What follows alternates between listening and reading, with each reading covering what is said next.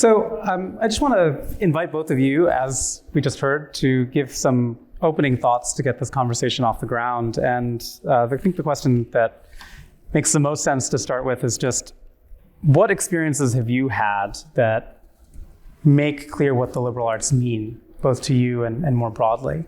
What are the experiences you can point to that where you feel like you understood what the liberal arts ideal is?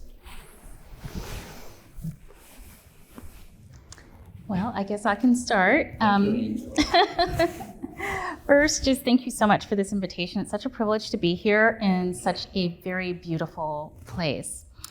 So this is a really good question. And as I think about it, the first thing that comes to mind for me is that I didn't really have a conception of how important the liberal arts are and how transformative they were until after I had a PhD. Now you might ask, how is that possible? So basically I had 3 degrees. I was already a professor. But then in a very interesting turn of events, I had 2 young girls. This is when I was in New Orleans before I went to the University of Virginia. And we were trying to determine how we would educate our daughters. And I made the very unusual decision to homeschool them while working as a professor. And shortly after I started homeschooling them, I was introduced to classical education, which takes the classical liberal arts down to, really the kindergarten level. And I just had this dream. I thought, I'd love to kind of just be with my daughters and, sit around kind of a seminar with my young girls. And that's what I did. But a funny thing happened as I was reading with them. So I always like to say that my first encounter with Homer was the children's picture book version. That was the first version of the Odyssey I ever read with my 2 daughters. And that put me on a whole journey of reading classic texts that I had never read in college or graduate school. And it has basically transformed my entire life, And so for me, when I think of the liberal arts, I think of something that's transformative, that just opens up your entire world and helps you to see things in ways that you never thought to see them, because that's what it's done for me. And at the time, we were living in an inner city neighborhood on purpose. Our church was part of ministry there, and that's why we were living there. And I was so impacted, and I saw how my daughters were impacted, that I and another homeschooling mother founded Nyansa Classical Community to take these classic texts to kids in that neighborhood. And I know that kind of thing can get a lot of criticism. Oh, you're imposing, this kind of Western white tradition. If we have time, I can say more about how we do things differently. But basically, it's been amazing to see young kids who are having some really difficult struggles and how they open up and respond to these stories. And we do a lot with art. So I think of something that's really transformative that opens hearts and minds. Thank you, Angel. That was lovely to hear. I've heard you say things along those lines, but never gotten a sort of a full exposition of that. Thank you. It was never explained to me what liberal education was. I was told that I was getting one. And not, I can't pinpoint sort of like a time, a date, when I began to try to think explicitly about what this thing was. I knew what I had experienced. I knew that education for me was an awakening of the deepest sort and a reckoning with the reality of myself, of my psyche, of my entire sort of being in the world, and a reckoning with the kind of reality that I inhabited as a social being. So I knew what it had done for me, but I didn't know what the it was precisely. And it's something that today I go around the country talking about liberal education and meeting people, and it's always surprising to me how much conceptual muddle and fuzziness there is about liberal education. Professors of liberal education, deans of liberal education, presidents of liberal arts institutions will often talk about liberal education in a kind of concept and word soup with a lot of tags and a lot of buzzwords. What liberal education did for me was liberatory. I knew that.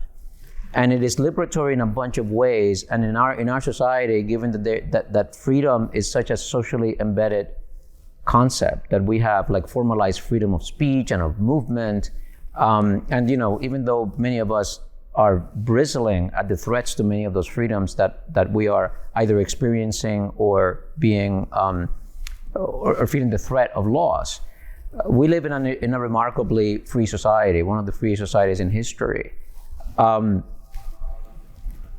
So liberal education is liberatory for many of us in an internal way, in a way that liberates us from certain forms of ideology or self-imposed limitations or self-imposed paradigms that constrain and limit the way we see the world. That liberatory potential of liberal education is the essence of what liberal education is. It is called liberal education because of its connection to freedom. Its connection to a kind of education that is appropriate for somebody who is free, for an agent, an individual, a being that has the capacity for self-determination. That capacity for self-determination, which happens, works both at the individual level, like figuring out for yourself who and how you want to live, but also in a collective sense, being able to be a meaningful agent in a deliberative process of collective self-governance. That is the essence of liberal education, the kind of education that is appropriate for somebody who is free. It's contrasted with professional education, or technical education, or vocational education, or in the olden days, servile and slave education. So I would say that I experienced the liberal education, I experienced what it did for me before I came to an explicit, specific understanding of what this thing was that liberal education constitutes. And of course, the way that liberal education is done here at Columbia is organized around the core curriculum, which is in part what we'll talk about, and which was the formative intellectual experience for me, remains the formative intellectual experience for me. You're both teachers, and you've experienced education from both sides, in other words. And so what differences have you seen from the perspective of being in a classroom trying to pursue this project of liberal education, or maybe even at home in your case? How is that different from what you remember being a student? Is it different? One of the peculiarities, go first, okay? One of the peculiarities about liberal education is that it's something that happens from person to person. It is a profoundly subjective and intimate and interpersonal practice. It's not something that you just get from a book. It's not something that you can just get from listening to a lecture. It involves and requires close, intimate, honest interaction. So it depends in the classroom setting, in the context of education, and I'm most familiar with higher education and the way it works in higher education. It so crucially depends on the character of the group, and that depends a lot on the character of the instructor. So you can be in a core class and not experience a liberal education. And you can be in a non-core class and experience a liberal education. In some of my core classes, I experienced, but looking back, I said that was really the thing I am aiming for. And in some of my core classes, I did not experience that. Part of what accounts for that is that, we went to graduate school and got PhDs, and we're never taught how to teach. We're never taught even what a liberal education was that Angel learned, but I don't think it was in school that you learned what a liberal education was. So those experiences that I look back and recognize as models continue to be guides for me, what I try to make happen in the classroom. And some of you here have been in my classrooms, and sometimes it works and sometimes it doesn't. But you try to create the conditions in which this sui generis thing emerges, in which this thing that has its own character, its own being, and its own peculiarity, and its own uniqueness There are no two classes that are going to be the same. There are no two groups that are going to be the same. You create the conditions under which this spontaneous thinking together and growth together can take place. In our case, we do it under the stimulus of books or works of art, of music that have proven their capacity to stimulate deep reflection on fundamental issues. But absolutely, those experiences in my past that did that work of transformation that I referred to before continue to serve as the models for the way that I try to run my own classes. I'd say for me, so it's definitely the group before you is crucial. So I'd agree with you there. But there's also something about the structure of the whole educational system that makes a difference. So I've had experience doing this with students K-12, partly my daughters and then partly kids in the community, and then also at the college level. And what's been, I guess what I would say first is, both for me personally, because I consider myself still a student of the liberal arts, I still take extra seminars with other scholars just for fun, So I have that perspective, and then I have the perspective of teaching. And I guess what I am really passionate for, and what I hope to try to create for my students, is a sense of this older word called skole, which is this Greek word, which from what I understand can be roughly translated as restful learning. That is that you are really you're drawn into it because you feel that you are being made a deeper, better person by doing it, and it's really enriching you. But here's the thing, is what I find when I remember having this talk with my students at UVA. I teach a course called 7 Great Questions. So questions like, what is justice? What is freedom? What is a good life? And one of them is, what does it mean to be educated? And so I'm talking with my students, and a student is a student. You're trying to figure out, how do I get this work done? And then how do I get the grade I want out of it? And I really want to push through to, what's the essence of how this thing is going to affect you? Like, these are questions with high stakes. What does it mean to be educated? Does it just mean that you're getting the grades that you want to get the credential to go on? And so I'm talking with my students, and they're saying, well, we have to be concerned about the grades. We feel like we can't let up because the competition is so difficult. And so it's hard for me to separate, trying to pursue this liberal, this freeing education from the structures that the students feel bound to. And so I gave them the example of when I was homeschooling my daughters, I did not give them grades, right? So every morning we would read this great literature together. We'd have these heartfelt conversations. It was really wonderful. And then when we moved to Virginia, I put them in a school, the first school they were ever in, and they started to get grades. Instantly, the whole thing changed. So it was no longer, we're having these conversations about these great ideas, this great literature. They're still reading great literature, but it's very different because of the structure of the schooling, and it's been harder to get back to that really free place. And so when I shared this story with my students, they said, wow, yeah, that's part of it. But they also felt like they needed the grades to be spurred. And so it's this very fine line, like, how do I, kind of try to have an environment where we really are digging into these life-changing conversations with these great texts, because it's so important. And because it really is about who you are and what is the meaning of your life.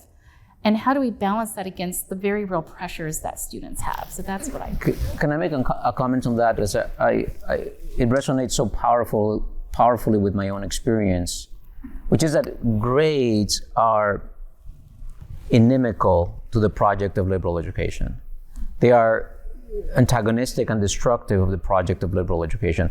So part of what characterizes liberal education is that it's not aimed at a particular outcome, right? It's not a professional education where you're going to become a physician or a lawyer or an architect. It is unmoored from its outcomes. But when you put in a grade in the class, you immediately hitch what you're doing to this goal. And there's a famous, in people who study measurement, there's a famous paradox called Goodman's paradox, which states that when a measurement becomes a target, it ceases to be a good measurement. And when A or B, the letter grade, which is supposed to be a measurement, becomes a target, and for all of us who are at a competitive elite place like UVA or Columbia, we've got here because we got really good at getting that target. When that becomes a target, you immediately undermine the intrinsic, you immediately muddle, you immediately obscure this intrinsic thing, which is what liberal education is about. It's a form of learning that is pursued for its intrinsic value. So I would love to see grades eliminated in all liberal education courses, beginning with the core. I'm right there with you. Restful isn't the way that most students, I think, experience even their core courses or their liberal education courses. It's a lot of work, it's a lot of attention, and it looks a lot, not just because of the grades or the structure or the timeline of a semester, but in a lot of ways it feels like the other courses that one might take in a major, in a specialized course of study. So what exactly do you think is different between, say you're majoring in chemistry and you're taking a chemistry class and you're not, let's say you're motivated to really learn the material, not just to get a certain grade or a certain outcome. What's the difference between the kind of work that you do in that context or in a specialized philosophy class like I teach as well, and what you do in a core class? Is it just that the group of students in the room is not studying any one subject in particular? Is it a difference in attitude? You've already started to answer this to some extent, Roosevelt, but I want to push on this because I think just from the experiential side, again, it's hard to feel that difference, even if something different and magical is going on in that core classroom. Yeah. I love that question because it points to this very pervasive confusion about liberal education. Liberal education has nothing to do with the liberal arts disciplines or with the liberal arts major. A liberal arts major is a pursuit of a specialized area within the disciplines that are called the liberal arts. And like if you major in English, let's say, the major is structured to prepare you to go to graduate school in English. The major is structured as if you were aiming to be a professional scholar. And similarly goes in philosophy, similarly happens in political theory or in American literature. And that is professionalizing education, even though most English majors are not thinking and preparing to go to graduate school in English. That's the way the major is structured. The liberal arts disciplines are these tracks that carve out within a broad field that you might call liberal learning, carve out particular narrow lanes and confine themselves to a specialized pursuit of that. A liberal education can and should be had regardless of the major that you have. And so there's this confusion that the way that to get a liberal education means to major in the liberal arts. But in fact, a liberal education is a form of education that is as relevant, as important, as fundamental to the chemist and the computer scientist and the business and health major as it is for the art history major. Now, what is the difference between teaching like a philosophy course, an art history course, an American political thought course, and teaching, say, CC, teaching a general liberal education course? There are a couple of things that immediately stands out. One is that in a liberal arts education, you're not working within one discipline. You're not teaching philosophy, you're not teaching history, you're not teaching literature. You're teaching fundamental questions and fundamental ideas and texts that illuminate fundamental questions and fundamental ideas. And again, the core captures this well because you read the Bible and you read Montaigne and you read Locke and you read St. Augustine. It is not a disciplinary course. It's also the aim of the course is not mastery of the subject. It's not content mastery. My point when I teach the Republic in CC is not for you to learn and be able to regurgitate all the different nuances of, the analogy of the divided line and who said what and what character pursued what argument and what subdivisions of this juncture of the argument Socrates argued. That's not the point. We are reading the Republic for something much broader, much deeper, that will be meaningful and valuable to you, whether or not you ever take a philosophy course. It is not about mastering a discipline or even about mastering this text, but using that for the cultivation of a particular set of attitudes and a particular sort of insight about the nature of reality, but also about the nature of your own self and the nature of your own mind. So it's not disciplinary, it's not content, it's not focused on content. It is, in my view, always conversation-based. It is dialogic. A liberal education involves exchange of ideas, free debate, and conversation. And one of the wonderful things about conversation that captures and embodies the spirit of liberal learning is that you never know where a conversation is going. Conversation is an open loop. You always sort of pause the conversation. Never end it, never resolve it. A conversation is an open-ended, ongoing thing. And when you're having a genuine conversation, you have no idea where you're going to end up and what comes next. And the classroom is just like that, the liberal arts classroom. It is a conversation in which you pursue ideas and exchange information and exchange points of view in a way that's spontaneous and that it's free.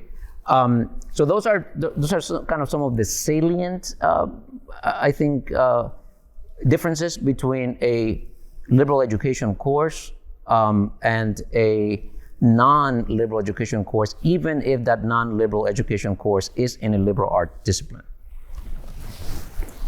So I would agree with that, and I will respond by giving you an example of what it's meant for me to be a sociologist before and after I really came to what I think of as a liberal arts approach to my entire life, right? So there's kind of a very clear before and after.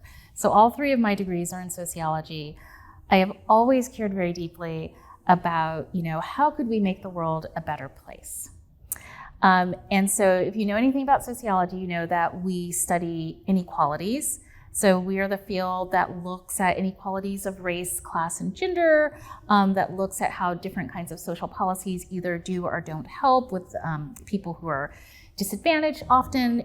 That's basically what I spent my life doing, and that's what I cared about. So in sociology classes, we can teach you how to do research methods. We can teach you, kind of the history of the question of why is it that we tend to have what's called social reproduction, where people who are born into poverty are more likely to be in poverty as adults compared to those born in the middle class. So all of those kinds of skills in that discipline, right? What happened is I'm going along my way. I'm a professional sociologist, and I inherit something called the social justice scholars, which was fascinating, right? After a while, or I'd say fairly early on, it occurs to me, so the requirements of this are that the students do 20 hours of service a semester, and they take this social problems course. And I'm thinking, we never ask these students, what is justice? We never read anything about justice. In fact, as a sociologist, I've never been asked to read any philosophy on justice, the various kinds of justice, right? And I thought this is a very strange enterprise. How do we have something called the social justice scholars based in sociology and no one ever reads any text about justice? I became very dissatisfied. And I started reading more philosophical text and thinking about different ways of how do we respond to that question. And I became more and more dissatisfied and more curious and started to think about, this is interesting. But sociologists, we go back usually to about the 19th century, and that's it. If you're in political science, at least political theory will go back to the ancients, right? Sociology doesn't have that. And so I started asking more questions. And it occurred to me that what drives me and what drives many sociologists is this deep-seated caring about justice and fairness and the good society. But we're not prepared to ask those questions. And so for me, this is where a very good foundational liberal arts education would have come in handy, where it wasn't tied to a discipline, but it's a habit of mind, and it's also a furnishing of the mind with what has that conversation been for the last few millennia. And so as I started reading and thinking, more reading Socratic dialogues, reading the Republic, I thought, this is why I actually got into sociology, is to ask and think about these questions. And what actually really does happen is many people in my discipline have, they have kind of inchoate, unspoken ideas about what is justice, what is a good society, what is a good life, but it's not really ever made explicit. And I think it's very important for us to have this kind of ongoing conversation that informs whatever kind of professional work we're doing. And so for me, I think that's how it became real in my life, the difference between a liberal arts approach and a professionalized discipline. And there's nothing wrong with that professionalized discipline. I think it's also very important. I like the scholarly work that I do in my discipline, but it's been very much informed now by this more kind of liberal arts asking these deep questions. And I think it's been improved by asking these questions. Angel, can I say something in response to that?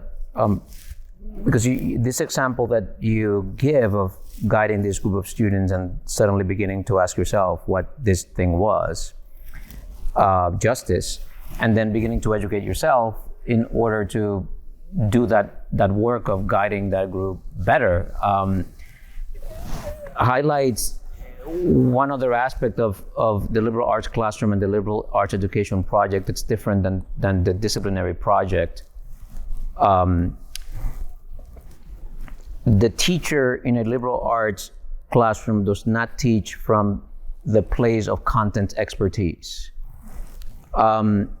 which is why, I'm an Americanist. That's what my PhD is in American literature, American intellectual history, but I can still teach in a liberal arts context Plato and Aristotle and the Hebrew Bible and Marx and Rousseau. And and this is one of the big criticisms of the core, even in places like Colombia, that some experts say, what business does this Dominican have teaching Dante? I'm Dominican, not like in the Dominican order of the Catholic Church. I'm from Island of Hispaniola. Only Aquinas. You're only allowed to teach Aquinas. Only Aquinas. I say when we're doing Aquinas, it's Dominican week in the core. What business do I have teaching Dante? I don't speak a lick of Italian. I speak Spanish, so that gives me some Italian, but I've never learned any Italian, don't have access to that. Yet I can't teach that because the kind of expertise that I draw on are not content expertise. There is a lot of knowledge and skill and craft involved in being a liberal arts education. So it's not like you're just winging it, or that it does not require cultivation and learning and very, very high expertise, but it's not the content expertise that matters in a liberal arts classroom. When you're talking about the discipline, when you're talking, I could not teach Plato or Aristotle to Dhananjay's graduate students or even his philosophy majors.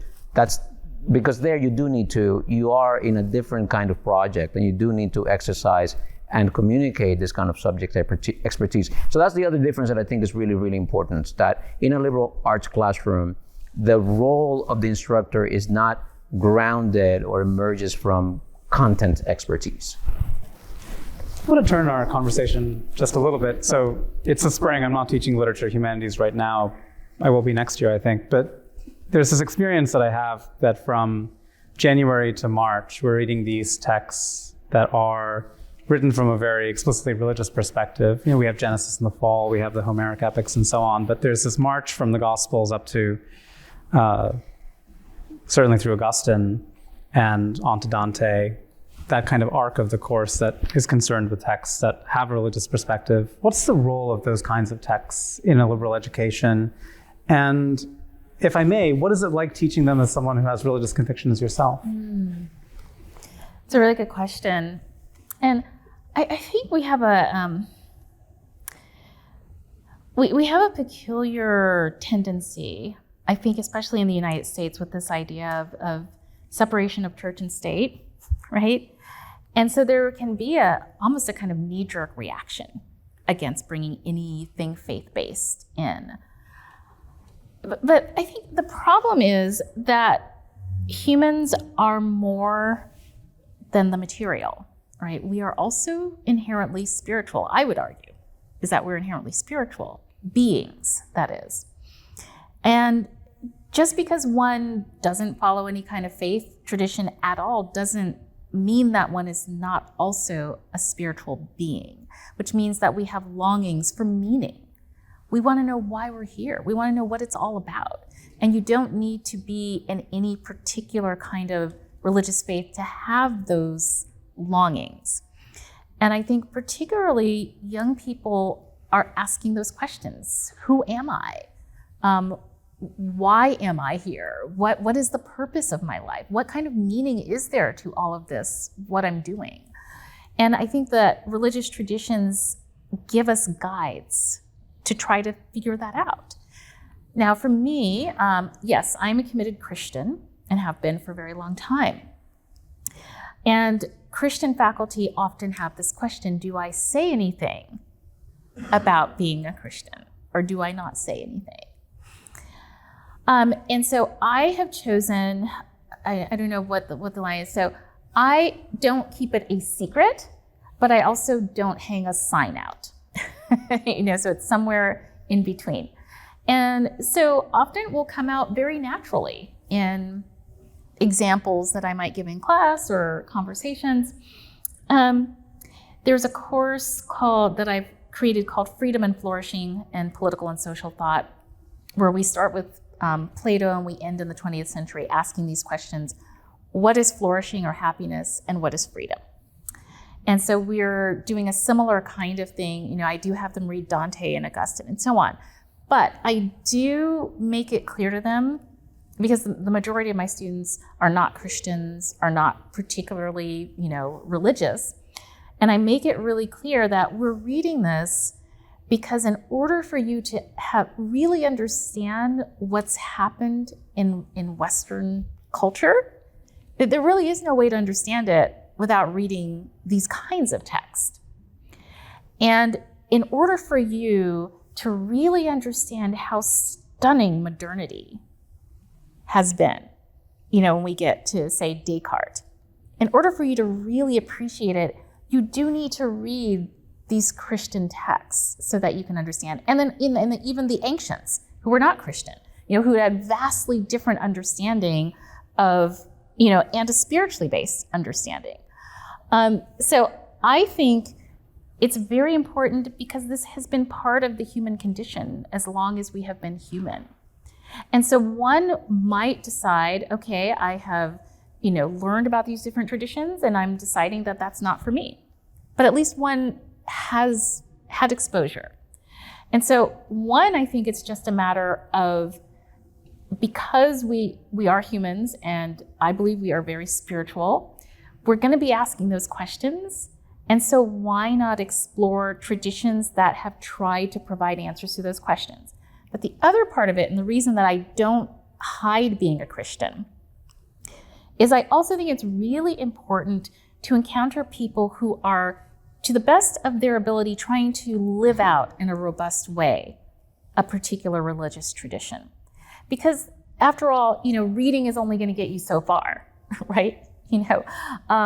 What does it really look like to be a Christian scholar? Or what does it really look like to be a Muslim scholar? And so I can at least offer, I'm not going to say I'm perfect, I hope I'm not a liability to the faith, but at least I can say I am trying to live this out. This is what it looks like to try to live a Christian life in the academy. And I have had students, when I don't, make big speeches about it, like I say, like it comes up, where it comes up. I have had students come to my office hours and say, so you're a Christian. What do you think about this? And these are not necessarily Christian students. And they don't, have a sense that they're trying to please me. They genuinely have a question about it. And so to the extent that we don't have, our professors feel like they shouldn't, whatever their religious background, say anything, I think that we all lose something, that students lose something in terms of being able to not only interact with texts, but interact with people who are trying to really robustly live out a tradition. Yeah, I very much feel like I'm in the middle of trying to figure this out because I spent a long time teaching these texts and teaching in liberal education classes without any particular faith, and that's changed, in part through this encounter with these kinds of texts. Do say more. Well, more or less, teaching St. Augustine persuaded me of some things that I perhaps was on my way to being persuaded of already. I'll put it that way. And first in the University of Chicago Humanities Corps, where I was a graduate student, and then of course here in LitHum. So you can blame LitHum, at least in part, for my conversion. But I think one of the things that Augustine helped me see at Augustine's Confessions is that the pursuit of truth and knowledge are spiritual pursuits. And they are just as much for the scientist who doesn't consider themselves a person of faith of any kind, as they are for anyone else. And because a spiritual good is a good that lies beyond matter. It's in the realm of meaning. It's an older meaning of the word spiritual that isn't so common anymore. But when we hold people responsible for their actions, for instance, we're regarding them as spiritual beings, as people for whom action is meaningful and significant in relation to a community. And in that same sense, our activities are aimed at spiritual goods. Everyone on this campus is aiming at a spiritual good. And that means that we deny ourselves certain kinds of material. I mean, it's nice that dinner was provided tonight, but academic study requires certain kinds of self-denial, actually. Not because it's ascetic, but because it's aimed at something that lies beyond pleasure or comfort, which a lot of our lives are devoted to seeking otherwise. Yeah. It seems that the pursuit of higher goods always involves the sacrifice of lower goods. That seems to just be part of the logic of desire and of the good. I would say quickly that I agree, even though I myself also am not. Also, I don't know if also is the right qualification, but I am not a religious practitioner. I don't belong or identify with any religious tradition in particular.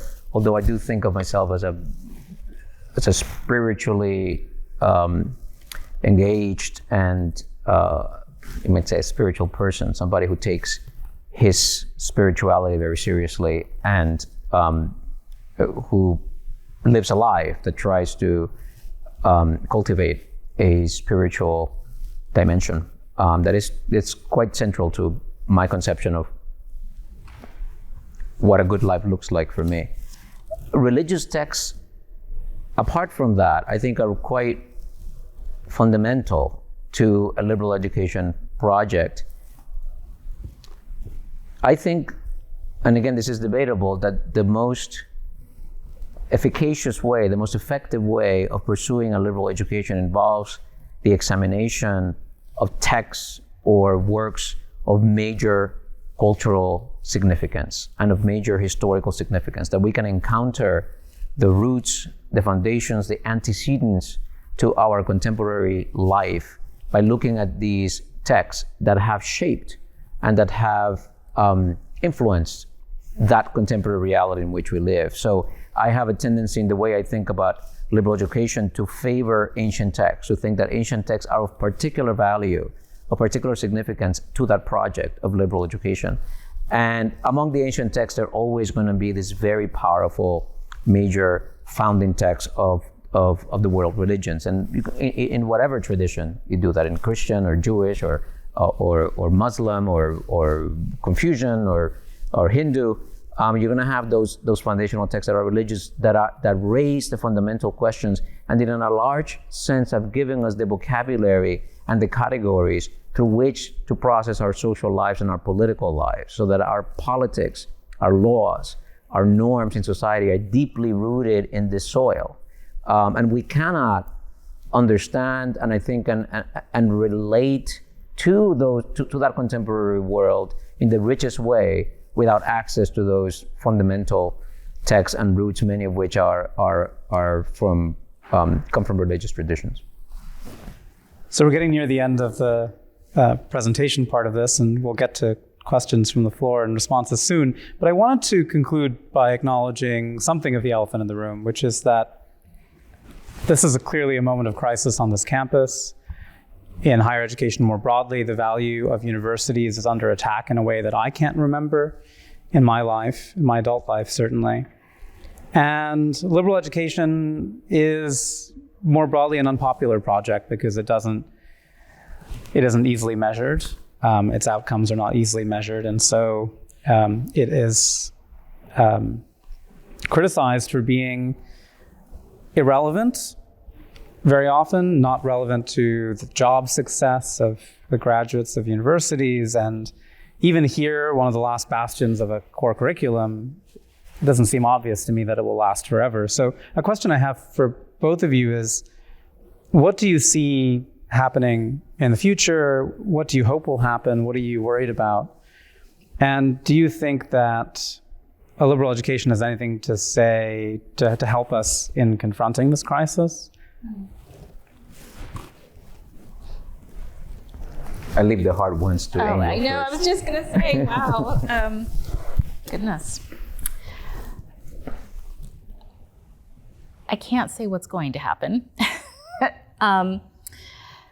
But what I would say is that I do hope that an emphasis on liberal education, and there is a bit of a, even as there are arguments against liberal education, there is a bit of a renaissance in terms of liberal education. There are even new colleges that are springing up that focus on the liberal arts, for instance. At the K-12 level, there's more and more focus. However, the tensions are real and the pushback is real. What I would say is I think it's very, very important to look back at these texts, especially now. And I'm going to give you an example of one, which is Montaigne's essays, right? Now, there are a couple ways you could read those essays, right? You could say, okay, dude sitting in a tower, kind of reflecting on stuff, right? With all those cool inscriptions above him. With all the cool inscriptions above him. But he's writing in the midst of plague. At a certain point, 1/3 of the city of Bordeaux died from the plague.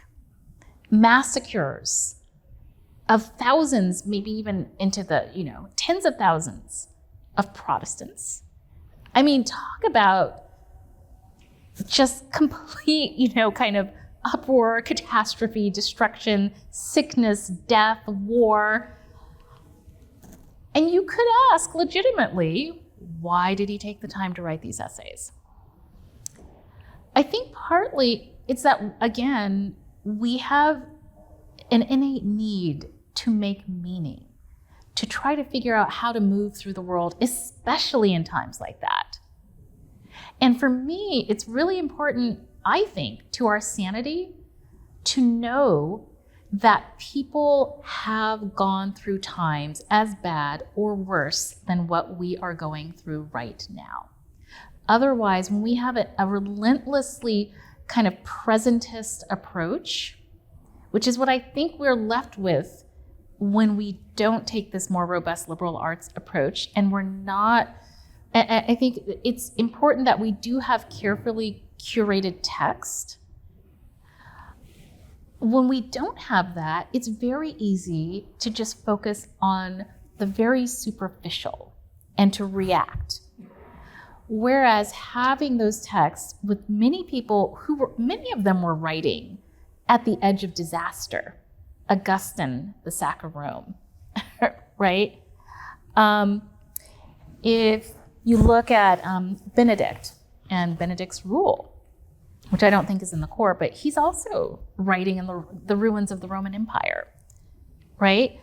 I think sometimes there can be a way of reading these texts and it's a kind of sterile reading. It's a kind of, well, what are the ideas? Let's pick the ideas out, and it's very intellectualized. These were flesh and blood people fleeing from war and plague, And so I think it would be really destructive to our own souls to get rid of that, to cut ourselves off from our rich sources who during the darkest days were able to really kind of engage in deep questioning and nourish the spirit.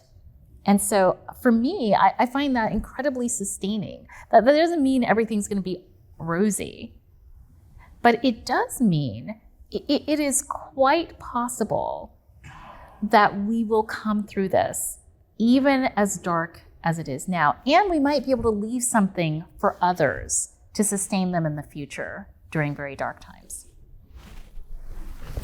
Thank you. The liberal arts classroom is an endangered species in higher education. And the practice of liberal education is an endangered practice in higher education. Even right now at most schools, even liberal arts colleges or liberal arts institutions, you go and you can earn your entire degree without really taking any liberal education classes. In part, a big part of that is in most places,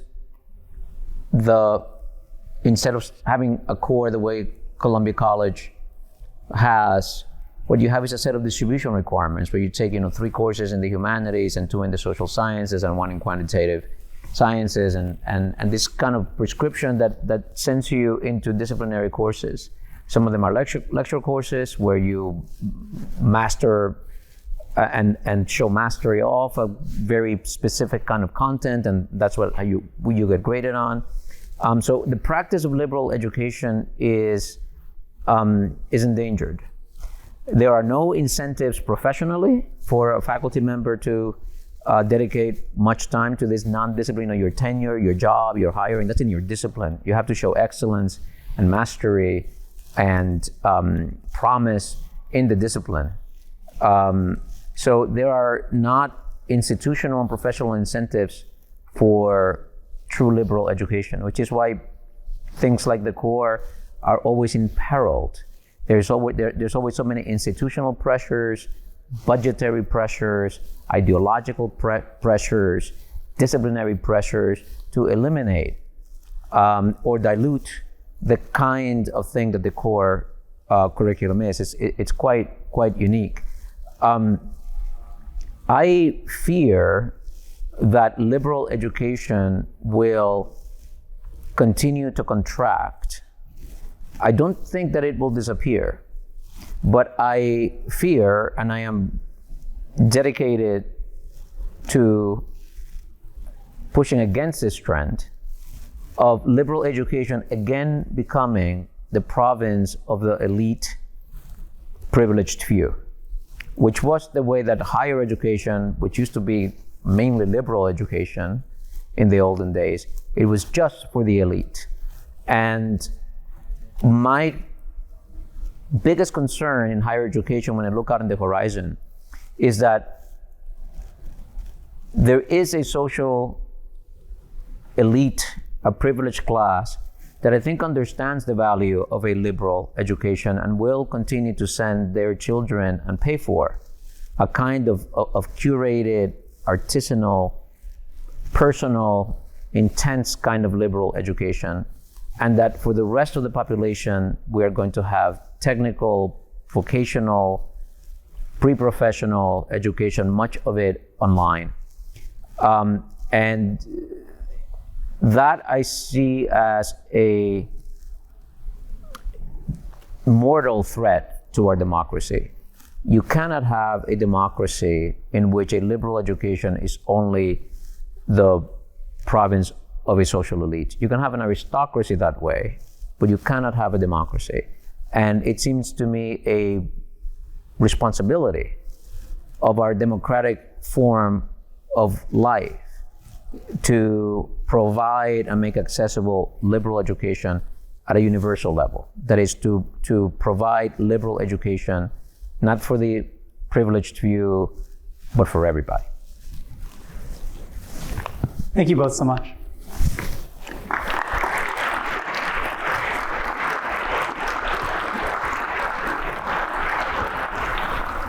Next question for both of you. If you could have all American college students read just one text on the CC syllabus, which would it be? Or I guess a slightly different way of framing the same question would be, of all the texts on the CC syllabus, which contains ideas or raises questions that most urgently need to be engaged in order to sustain American democracy? I would say that I think that the nature and character of a liberal education is not such that more of the same is better. I think there isn't a text that I think all of American higher education should read or should privilege. I think there are like a very large number of texts that, separate from the totality of text, should be privileged. But if I had the power to institute that, I wouldn't. If I were forced to and had no choice, then I would probably, in the CC curriculum, choose the Republic, because it is so fundamental and so rich, and it's got so many different voices in it. There are very serious thoughts about, pedagogy and epistemology and ontology and psychology,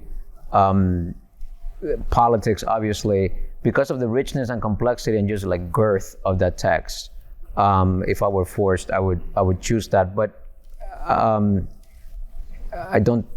It's not like a strong reason why this should be. So you kind of stole like one of my go-to texts, but I'm going to forgive you for that. Okay.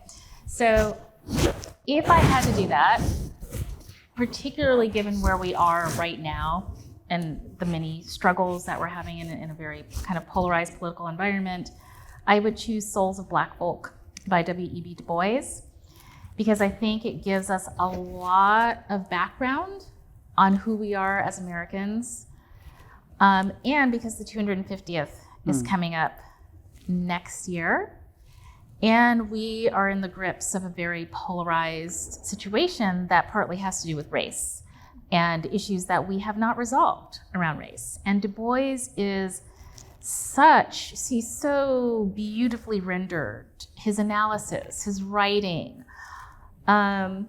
even just down to the fact that each of those chapters starts with a stanza from the spirituals. Just everything. But at the same time, to bring back the Platonic influence, that Platonic influence runs throughout Souls of Black Folk, especially the coming of John.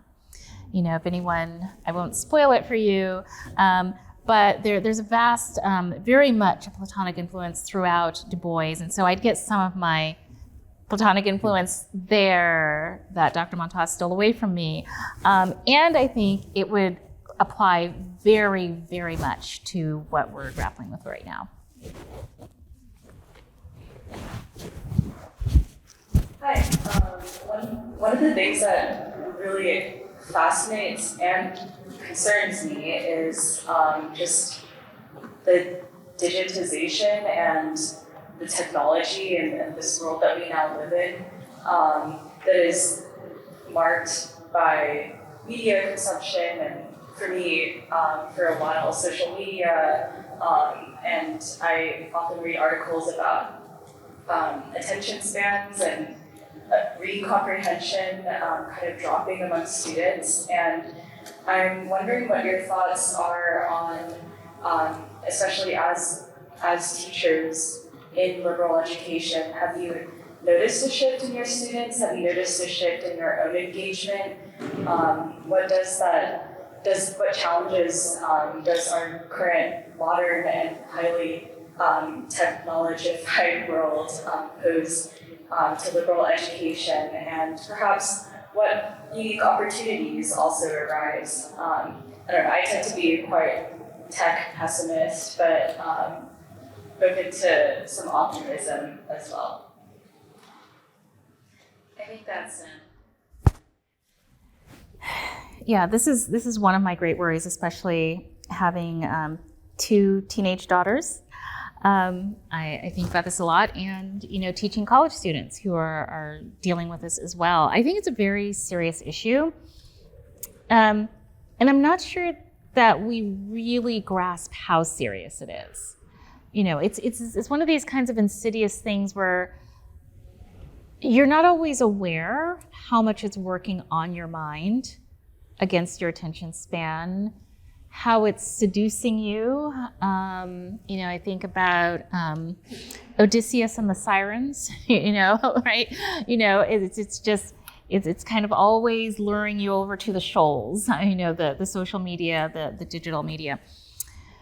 I think one has to struggle with it intentionally in order for it not to take you in. For me, the way that I've been approaching it as a professor is to have a class that is device-free in terms of the policy of my classes, which means no cell phones or laptops out. And it's meant assigning my readings through an old-fashioned paper packet that you buy at the bookstore, so that you don't even have to download readings, and that there is a paper, the paper version is what we're using in class, and then also handwritten journals. So there's a certain kind of intellectual journal called a commonplace book that I'm very crazy about, that I teach my students. And one of the things that I emphasize is that I know that students will often forget a lot of what they get in a classroom, but my hope is they will always have this intellectual journal, handwritten in response to the readings. And if they have nothing else, they can take that physical journal it has quotes from great works and their own reflections on those works. And so my hope is that at least that is something that they will have. So I have been very conscious about really being a lot more analog in what I'm doing and making it possible for my students to have that. And so far, I'm finding that students are very receptive to it. But I think unless we are very intentional, and I really do emphasize the physical book. And as I understand it, there is some neuroscience research that shows that we comprehend differently when we have the physical text than when we are reading on a screen. And so I do like to make that emphasis. If I may just quickly, I think the device-free point in the classroom is really crucial. And I think it's difficult, but I used a course back for the very first time in my senior seminar in the fall when I taught the 2 volumes actually of a course back. And I decided it wouldn't be fair to make the students buy it, so I actually used my research budget and made a copy for every student in the class, distributed it on the first day. So there were no excuses. Everyone had the text in front of them, and that has to be the way to go. One concern I have just about my own attention span is that it's unusual for me to spend 2 or 3 hours in a row reading, all the way through graduate school even. I was in graduate school not so long ago. That was a common experience for me. And I think it's very difficult if there's a device in the room with you, even if it's not out. And what I've taken to doing is now I go and sit in a coffee shop and I just leave my phone and my laptop and so on at home. And that's been one strategy. Yeah, we're in this moment of vertiginous change in the means of communication, and we have known for a long time that the means that we use for communication transform the way we communicate. They transform the way that we organize our minds. They transform the way that we organize ourselves. And, the media theorist Marshall McLuhan put it in a very pithy statement: the medium is the message. is the medium has a much more profound transformative effect on the situation than the message that it carries. And even something like railroads. The railroads transformed the landscape, the cities, development, the economies. It wasn't as important whether they were transporting hay or coal or people or cattle. The medium itself. Same goes with television. Television changed and transformed society in a way that's quite separate from what it is that was being transmitted. The latest forms of communication technology that have been so dramatically different and so kind of this ruptures and these continuities coming by at us so fast. We have no chance of absorbing and grasping and understanding what they mean and how they're reshaping us. It's just going way too fast. I feel myself, like my colleagues here, have a no device policy in my classes, but I feel in free fall about what does it mean for writing, what does it mean for reading, what does it mean for the way I used to incorporate writing in my own teaching. The one thing that I have sort of gained some clarity about, and it has been echoed by my colleagues here, is that the classroom is a space, can be, I'm going to say should be a space, a kind of oasis from that. A space where you reconnect with a form of handling and relating to information and relating to each other that's different. That there are a set of human practices, there are a set of humanizing practices, that the classroom, I think, is now becoming this sort of sacred space in which that happens. A form of reading, a form of dialogue, a form of writing, that I think increasingly the classroom becomes this space where we preserve and cultivate this thing that cuts very much against the grain of the rest of the way that the culture is going. And that I know for now, that I want students through the classroom experience to exercise and sort of exercise, say, like their mindfulness, their ability to read a text in a sustained way. That sort of thinking of the classroom as a kind of sanctuary is the one thing that I feel clear about in this moment of vertiginous change. I'd like to say also on this topic, the book Reader Come Home by Marianne Wolf, highly recommended, because she goes over all of this. She works at the intersection of neuroscience and literature, and she talks about what is happening to our brains literally as we're reading in these different modes, online, the physical book. And it's a really powerful read that gives a lot of tools for thinking this through. Reader Come Home by Marianne Wolf. Mm-hmm. Hi, thank you. So I think one reason why I think a lot of people feel compelled to bash the core is that it's arbitrarily Western. And that's very arbitrarily Western, at least at Columbia. And it seems to me that critique has some justification. So I'm curious what you all think of it. So, I mean, I've spent a lot of time thinking about this, actually. So, I'm a guest here, so I'm not going to be able to fight it out with you. So I'll just give you my perspective on where I'm coming from. I wouldn't see it as arbitrarily Western just because we're in a Western society. And so it makes sense to me, and again, this is my opinion, it makes sense to me to at least understand those foundations really well. On the other hand, I will also say that often when people conceptualize what is Western, it's an artificially narrow view of what Western is, right?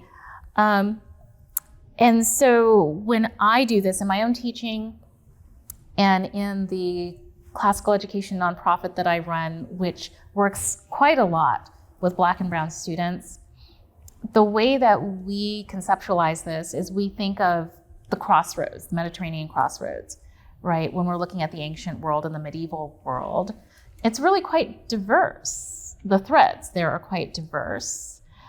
And I haven't memorized all of the core here, but I seem to remember Islamic scholars on it who contributed very materially to Western culture. So when I think of the West, I'm also including those folks because they've been part of the conversation.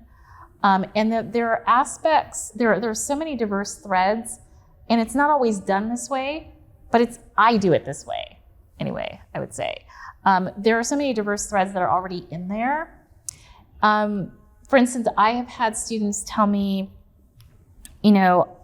I'm African American, so I really want to only read, African American writers. And that's okay, but so many African American writers were reading these classic texts. Like I see Song of Solomon is in the core. I love that book, and I've read it several times and analyzed it in my second book. And what I know about Song of Solomon is that if you haven't read Homer and you're not familiar with the Christian tradition, as well as African and African American culture, you are really not going to understand what she's actually doing. And there are so many Black authors I could name for you like that. Du Bois is another one of them. And what would really be a shame is for people to be reading and think they're understanding and to actually have no idea that they don't understand because they haven't read any of these classic texts. And so my perspective on it is, one, there's already incredible diversity in the Western tradition, but I do concede that it's not always taught that way. It's not always taught that way. But it's there, and the threads can be woven together, and there are some of us who try really hard to do that. And then two, many authors that are considered to be quote unquote diverse were also steeped in those classics. And they were not, sometimes I hear, they have just been kind of assimilated into the tradition or they're whitewashed, but that's not the way a tradition works. A tradition works where you're learning these foundations and you're bringing your own voice to it and creating something new, which is what Toni Morrison does, for example. Yeah, I would emphasize that it's not the core is Western, and sometimes people don't want to admit that, which is a ridiculous thing. The core is Western. Western, however, is a porous, imprecise shorthand for a very complicated cultural, historical configuration that doesn't have clear boundaries. But it's not arbitrarily Western. I do think that there is a defensible argument for why that complex tradition deserves prominence in the curriculum of a Western university. I mean, here we are at a university. This is a Western institution. We are speaking in English, a Western language, and we are using, we ate food that has a Western tradition with other influences too. I enjoyed my maduros very much. I guess, is that Western? I don't even know. We're in clothes that are distinctively Western clothes. We live, we're worrying, I was worrying before about our democracy, this form of government that we have, has a particular history of development, of debate and evolution in the West. We live just in the architecture that we're in this building. That's just where we live. The idiom, the symbols, the categories where we live. So understanding that, paying particular attention to understanding those things so that we can see through and see better and act better in the contemporary context we live, that makes sense. What I don't think is justified is for it to be only Western.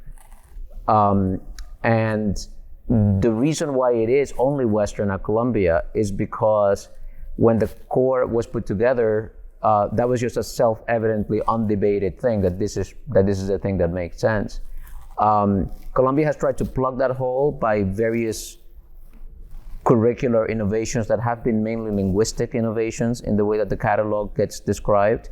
But the current is plugged to address that is the global core, which does not plug it. The global core is utterly inadequate to the challenge of introducing students seriously to traditions of learning, thought, and reflection and debate that are not covered in the Western core. And I think if we took undergraduate education seriously, we would have something of the intensity, rigor, coherence, resource that we put into the Western core in other, roughly speaking, civilizational traditions.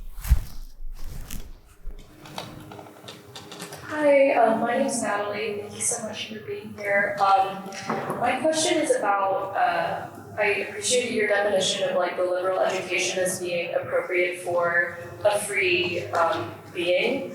And I do believe that, as spiritual beings, there's a certain kind of freedom and agency that can't be violated. But I also can't help but feel like, or question, like, if we've ever really been free to begin with. And, with conversations about the professionalization of education and grades and how, I'm thinking about Marx and how, we're free to work and free to starve.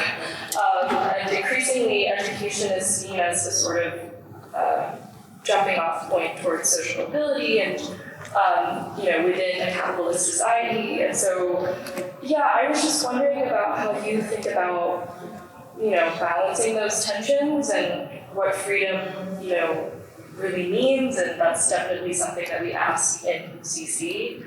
But yeah. I've got a controversial answer to this question, so maybe I'll just get it out of the way, which is that it's extremely rare for someone to get a degree from Columbia University and not have a perfectly reasonable middle-class existence in the United States.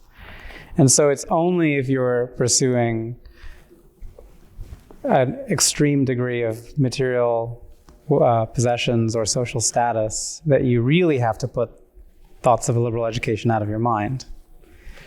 And I think it's one of the last bastions that we have for pushing back against a cultural tendency to instrumentalize everything. Technology does this, our institutions do this, and I really do think that, it's a place not to have those pressures, and so the classes that we have, if they are liberal education classes, will orient us all away from those things, including scholars, right? It's not a particularly lucrative profession, but by the standards of some, but social standing is something that academics worry a lot about. And teaching liberal education courses is not a good way of pursuing that, of advancing your scholarship or getting standing with your department or what have you. So even for us, it's a really great way to orient ourselves towards things like truth and knowledge and not towards social status, and for our students likewise. And given that we have the space for that seems to me to be what we really need to protect. So I think we have a choice to be free in the following way. We're free to pursue what is in fact good, and we needn't go where society tells us to go. We needn't feel like we need an internship for the summer because other people have one. It needn't be at a fancy firm that will give us a 6-figure starting salary when we graduate. We don't need those things. We really don't need them. Thank you, Dhananjay. Really appreciate those words. I'm going to just pull out one other thread in your question and say that while there are many ways in which we're not free, we're constrained historically, socioeconomically, biologically, there is one fundamental way in which we are free, and it is in that way in which we're free to which liberal education addresses itself, which is that each one of us has to posit for him or herself what kind of life is most worthwhile living for us. And no one can make that decision for you. You have to make it for yourself. And you can't avoid it. You have to posit for yourself whether it's a one that is well thought through, that is well informed, or one that is done in ignorance. but we have to organize our lives in such a way that it aims at some notion of what is the best kind of life for us to live. And it is that freedom which is fundamental and which is shared by everyone to which liberal education addresses itself. There was something in your question where you said something along the lines, have we ever been free, I think. And I think it's a really good question. I think it's a very good question. I agree with my colleagues that we do have freedom to make many different kinds of choices, but I actually think we don't operate in that freedom very often. Because there is a certain idea of the middle-class American dream that looks a certain way, that is expected. And I think it can operate as a constraint on that freedom. So when I've spoken to my first-year students, and I work really hard to kind of break through some of those things. And they started to come out of their shell and say, wow, I'd love to study English, or I'd love to study philosophy, but I just can't do it. I have to be at the business school. And you're saying, you don't have to. But this is where the essence of the question is, right? What does it mean to be free? And this is where the liberal arts education is so crucial. What chills my blood is the thought of people not asking this question, not having this conversation, and going through life plowing through like a hamster on a treadmill, just doing the next thing, right? And I don't see that as freedom. But there's also a very powerful motivation in the United States that money is freedom, in a sense, right? Not necessarily. Now, there's certainly, I'd say, a foundational level below which, it starts to become where you really aren't very free because you can't feed your children, or, so there's a certain amount, absolutely. But I would agree, folks coming out of Columbia, very unlikely that you're going to be at that level, right? And so I think part of it is being able to even break free of certain understandings of what the good life are that have been so culturally determined. And then it's also, of course, the social networks that one is embedded in. So it can be very difficult. But I think Dr. Montás is correct. You are the only one who can answer that question. And so it's by having these kinds of conversations and reading accounts of very different ways of thinking. One of the authors I love teaching is Thoreau, and can read his somewhat radical ideas about what freedom is in his experiment at Walden. And I ask my students to do a thought experiment. What would you do if I could tell you that you're going to have, your basic needs covered, and you're going to have, a pleasant dwelling. It might not be palatial, but it'll be pleasant, and you'll be able to eat. And what would you do?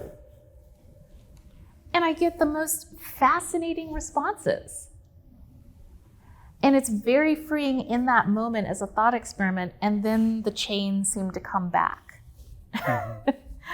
And all I can do is have the conversation, engage with the text, look at someone who did something very radical. Maybe that's not what you're going to do, but the worst thing I can imagine is to come to be the age that I am now and feel like you never were free. And I would hate for that to be the case. Thank you so much. Yes, this is so I'm pleased up there, so I'm actually taking a question from not but I'm curious about this notion of great books versus great conversations. And the kind of topic that's in the discourse going to be about students reading less and less. It seems quite plausible to come to class and here's some interesting ideas and chip in your 2 cents and go home. There's a sense of kind of like a Scole experience where you haven't done reading. And in a sense, I don't see, a very obvious incentive other than the text itself. So I was wondering if you could say a little bit more about why do you read it? And a number of your students in your class are here, right? Yeah, that's a good question. So I don't see Scole without the text. And when I talk about, great conversations, it's in the context. I'm thinking of Robert Hutchins and Mortimer Adler's approach to the great conversation. And so the great conversation is not, we all showed up and gabbed a bit. Like that's not the great conversation. The great conversation is literally the conversation of millennia around these big questions, like what is justice, what is a good life, what is happiness. That's the great conversation. And you can't be in the great conversation if you haven't done the reading. So I mean, it's literally. I think that I'm not one to do this, but certainly someone can give a pretty good account of what is said in Book 1 of Republic and say justice is advantage of the stronger, justice is helping friends and harming enemies, justice is something different. Here are your options, let's talk for an hour. And it could be a pretty good conversation without having a Book 1 of Republic. But again, I just don't think, that's not my interpretation of what it means to be part of the great conversation. I guess I'd say it's a difference in interpretation. You could have, to me, it would be a conversation, but it would not be the great conversation. That's how I would distinguish it. If you haven't actually done the reading and wrestled with it, I don't see it as being the great conversation. I just see it as being a conversation. I mean, that phrase, the great conversation, right? It's one of the ways that one refers to this long, Plato's talking to Aristotle's talking to Plato, and Plato's talking to Homer, and everybody's talking to Plato and Aristotle, and texts build on each other, and then you join that conversation, that great conversation. But then there's like the less specific, a good conversation, a profound conversation, a stimulating, informative, revelatory conversation. And you don't need Book 1 of the Republic to have a conversation like that. You don't need any book to have a conversation like that. Now, there is a value to having a conversation like that on the basis of a shared intellectual prompt. And the Republic and all of the books in the core curriculum are great intellectual prompts. But I gathered your question is like, if I can get, say, ChatGPT, which I can, to give me a 5-paragraph summary of what Book 1 of the Republic is, and to read it to me out loud, so I have a pretty good grasp of what the arguments are, where it is there a difference between the conversation I will have based on that and the conversation I will have if we have both read the text, right? I think that's a really good question, and I think there is.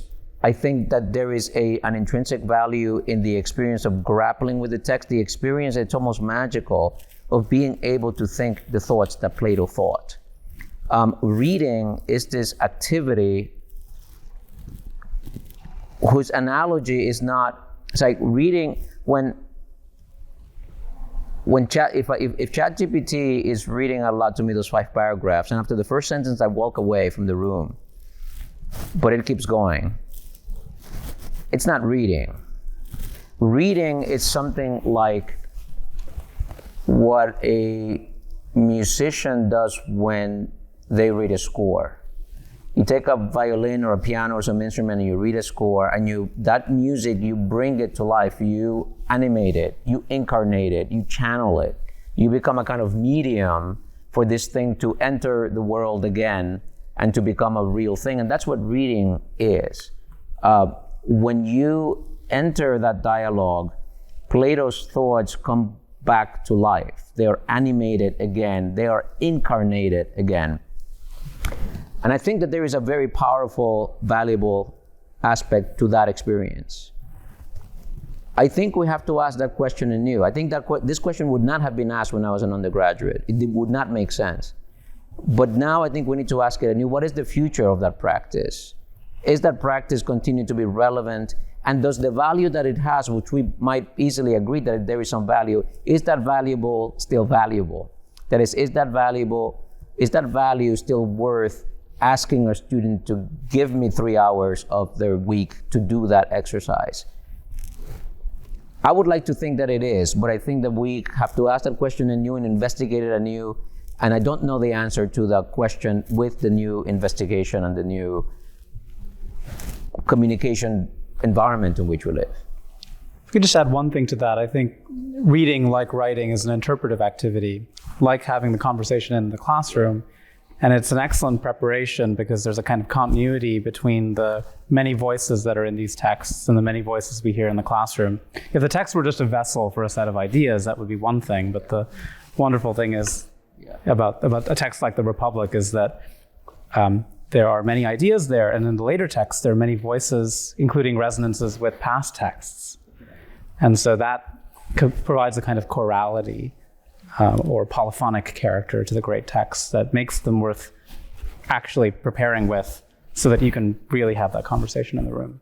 Can I just say one more thing on this too, that I don't know how this hits on, kind of where the question's coming from, but I guess the distinction between you doing, say, a masterful summary of the Republic, right, and getting all the ideas right, and then having the conversation. From the standpoint of the students who are relying on your reading, I'm very concerned, right? I feel it's very insidious if we all have to rely on your reading, right? I'm sure you're a very good person, so it's not that the problem is you. Even a fine Plato scholar. Right. But there's something, there's a giving up of one's agency and reason to assume that you have read it correctly, that you're not leaving out key parts of it, right? There's a version of Fahrenheit 451, the 2018 version with Michael B. Jordan, that I urge you to watch. There's a certain part where the firefighters, who are the ones who start the fires and burn the books, are saying, it's not true that we've banned books. Here they are. And they put them up on the screen. And it's basically a bunch of emojis with like a few definite articles. Wow. Now, in a society where people have been kept from books, they know no better. And it seems to me that we could go into a similar situation. Well, the AI read it to me, but maybe the AI has been engineered to leave certain parts out. The instructor summarized it for me. Maybe the instructor is an agent of the state who has a particular spin on it. You see what I mean? So this is why I am for the physical books, not even the digital books. The physical books that you have to actually turn the pages and read, and that can't be edited online at the last minute to take something out. So to me, there's a very, kind of the control, the mechanisms of control that could come, that we're inviting when we don't do that, are absolutely chilling. Thank you so much. Thank you. So I have a question, but if you will let me, I'll ask it later. I just wanted to invite the last three people, ask your questions, like just one after the other. And then if you guys are able to, just take each one for the sake of time, answer them quickly, and then we will unfortunately wrap up this conversation. So. Yeah, thank you. You both mentioned, this unfortunate decline of liberal education. And I often feel, powerless to do anything about that. And I was wondering, what can we do as people to preserve liberal education within the institutions? And if it's lost at the institutions, what can we do to preserve it within at least ourselves and for our children down the line? Great. Leo? Yeah, so you mentioned the kind of intrinsic value of being in a CC class. It's not super action-oriented or like fourth purpose aligned. But then Professor mentioned the kind of attacks that we're facing on higher education, Columbia specifically. Professor wrote a great op-ed in Spec.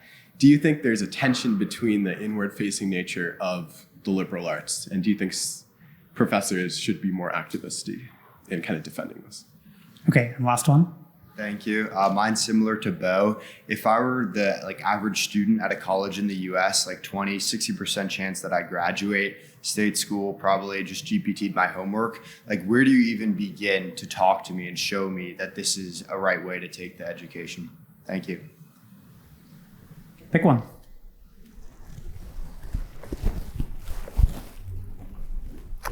What can you do on your own? Let me say, first of all, that the core curriculum at Columbia survives because alumni love it. There is some faculty support. That is, there are important people on the faculty that are committed to it. But there are just as many important faculty that would eliminate the core immediately if they could. Some for ideological reasons, some for administrative reasons, etc. The core survives because it has transformed people's lives and because they support it, and the relationship to Columbia sort of depends on that. So Columbia alum are responsible for that. So you will soon, when you graduate, have a part in keeping that going. Some of you might go into education, some of you might go into policy making, some of you might go into business. In every one of those, there are ways in which you can support this kind of education, this kind of endeavor. And in every one of those, there's a way in which you can do that kind of endeavor. That is, that you can maintain and practice that spirit of liberal learning and liberal inquiry with your colleagues, with your friends, with your social groups. And then some of you might go into academia and end up like us, who dedicate a lot of our time and a lot of our thinking to promoting and advancing just this very form of education. So there are definitely paths. There's a verse in the New Testament where Jesus says that where someone's treasure is, there will their heart be also. And that works the other way too, that where somebody's heart is, their treasure gets there too. I think if your heart is committed to this vision, you will find ways wherever you are to promote and cultivate that. Those are really hard questions. I think I'll focus on the last one about maybe, I don't know, I hope it's not the modal student or even the average student, but this student who has chat GPT'd their homework and I guess really doesn't care, where would we start? Wow.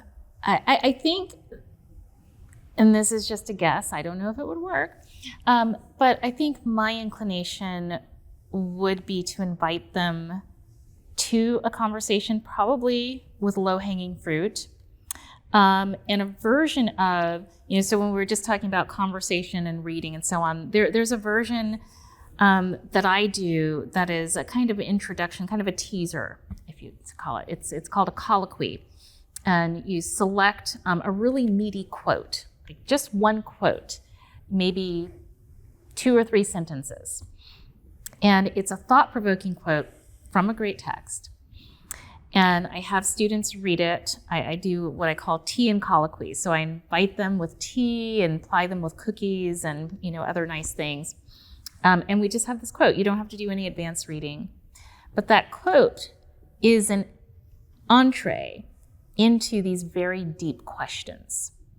And so I would start with a teaser like that to try to awaken, kind of an interest in it. So that would be one way.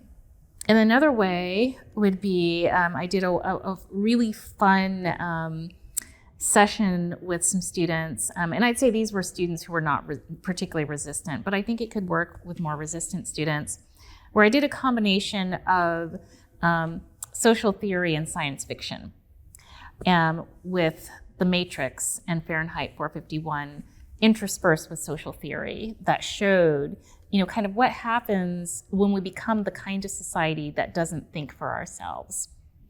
And that would be my attempt, and it might or might not be successful. I think I owe an answer to Leal. I get a lot of strength from teaching in the core, from having conversations with students about these fundamental questions. I get a sense of my own convictions and a sense of what matters, and I think that is what an activist needs. Academics make very poor activists, however. You have to subordinate your judgment to the judgment of a collective. And we all got where we are by not doing that in our professional lives. So to make that transition, you have to be willing to form coalitions with people who don't have exactly the same view that you do. And I think now we're seeing a little bit of that, a kind of coalitional activity, a sense that civil society more broadly is under threat, independent sources of power, because independent sources of authority. And universities have had a kind of intellectual authority, and academics have had some intellectual authority for a long time. And we've been very bad at explaining why we do and why we should. And I think now is the moment for more of us to try to articulate that. And where I get the ideas to articulate that is very much my experience of liberal education, both as a student and as a teacher. So we have to do it. We have to do it now. I think that brings us to the end of this event. Thank you so much. Thank you.